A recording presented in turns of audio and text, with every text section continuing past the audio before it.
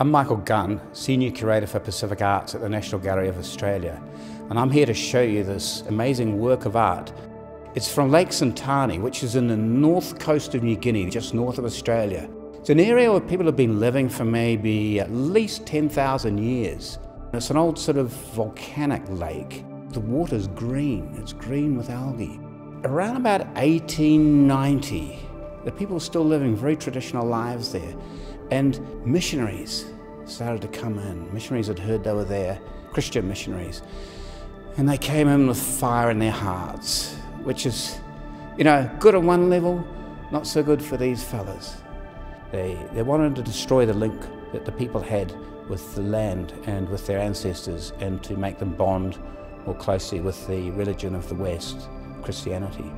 And the old guys who are responsible for these pieces, for the ritual, for the spiritual life of the people in the Sentani region, they knew that these missionaries were going to burn all the houses, burn all the cults, kill the tradition. So what they did, they cut them and dropped them into the lake. And there was about 60 pieces ended up in there, below the surface. And the missionaries, they burnt the house, but they missed the art. And the art stayed there until Jacques Vieux came in, about 20 years later.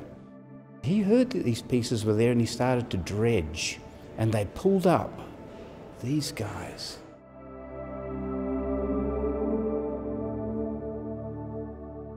It's a man and a woman. It could be brother and sister, or it could be a man and his wife. We're not sure.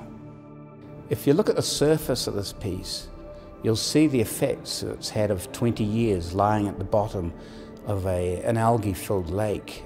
The algae, as it dies, it settles on the wood and then sort of hardens and becomes part of the sculpture.